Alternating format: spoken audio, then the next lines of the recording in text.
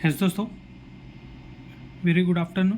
तो कल का बाज़ार का एनालाइज करेंगे निफ्टी, और आने वाला टाइम में कैसे रहेगा इसका भी प्रोडिक्शन करेंगे निफ्टी में। तो चलो शुरू करते हैं। तो दोस्तों, कल को वाला वीडियो में मैं एक चीज़ बताया था आप लोग को, मार्केट जो यहाँ पर पहुँच लिया ये बढ़िया रहा। यहाँ पर मार्केट जैसे कि मार्केट अप ट्रेंड में जा रहा था, अभी साइडवेज हो गया। ये जो साइडवेज दिख रहा है आपको, अभी क्या हुआ, अभी मार्केट मतलब देखोगे तो एक दिन में फिर भी ये क्या है, गैप अप खुल के ग्रीन में क्लोज हुआ है।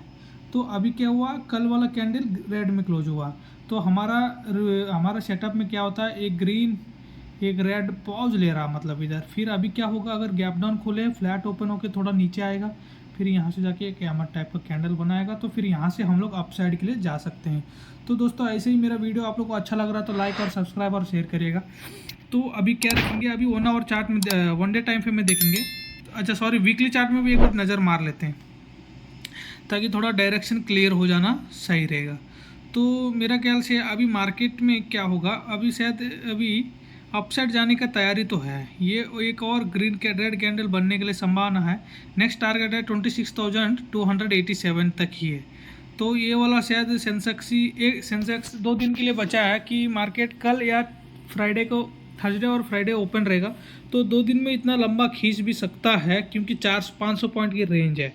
तो मार्केट में अभी देखोगे मूव तो आ रही है बढ़िया। अभी देखोगे, मैं इसीलिए बोल रहा हूँ कि ये जो वीक का कैंडल बढ़िया रहा, तो इस वीक के कैंडल एकदम स्मॉल है। तो ऐसे भी हो सकता है कि ये वाला थोड़ा ग्रीन में क्लोज कर दे, ठीक है, क्योंकि इधर जाने में और 2 हफ्ते का टाइम ले भी सकता है, 10-15 दिन की टाइम ले सकता है, ठीक है।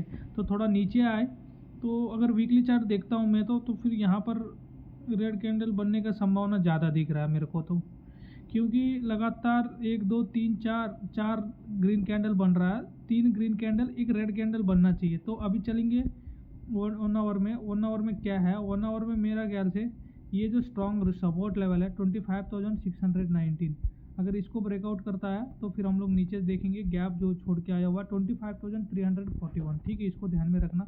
तो लेकिन सबसे मेन चीज़ ये है, मार्केट ऊपर लेवल में होल्ड कर रहा है। जैसे मार्केट गया एक रिटेस्ट, फिर अपसाइड, यहाँ पर होल्ड कर रहा है, तो एक अच्छा साइन है, अपसाइड जाने के लिए संभावना ज़्यादा है, ठीक है, इसको ध्यान में रखना।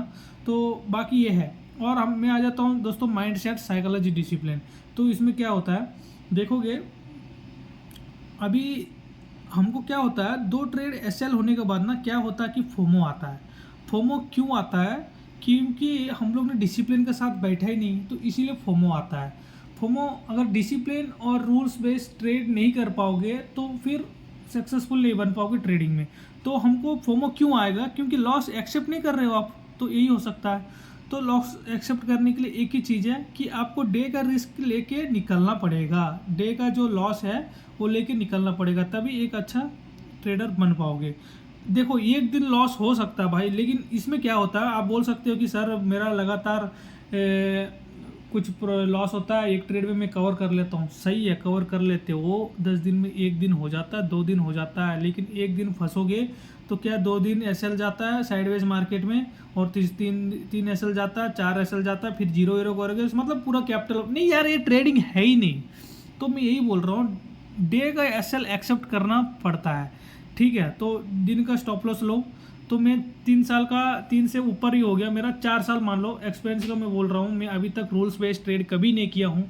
अभी जैसे मैं 2 साल पहले किया था, 1 महीना स्ट्रॉन्ग डिसिप्लिन के साथ किया था, मैं ग्रीन में क्लोज किया था, 2023 अगस्त का महीना है।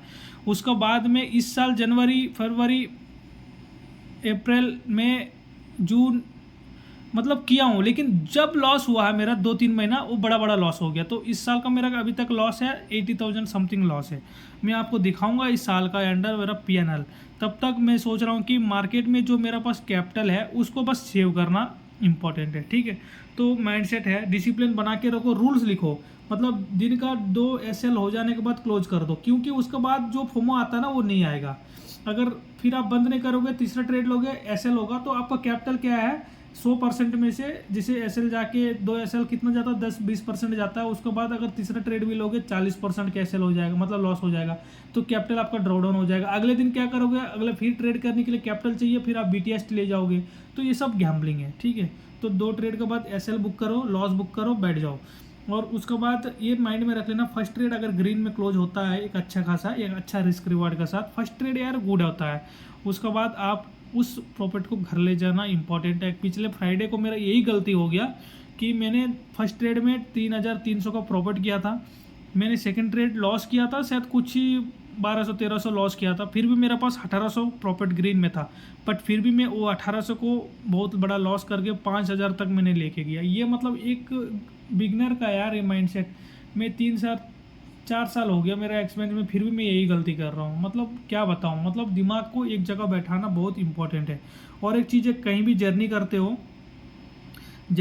तो ट्रेड नहीं लेना, फ्रेंड्स के साथ रहते हो ट्रेड नहीं लेना, फैमिली के साथ रहते हो तो ट्रेड नहीं लेना, क्योंकि अगर ट्रेड ले लिया लॉस हो गया फिर आप वो लॉस रिकवरी का चक्कर में रहते हो।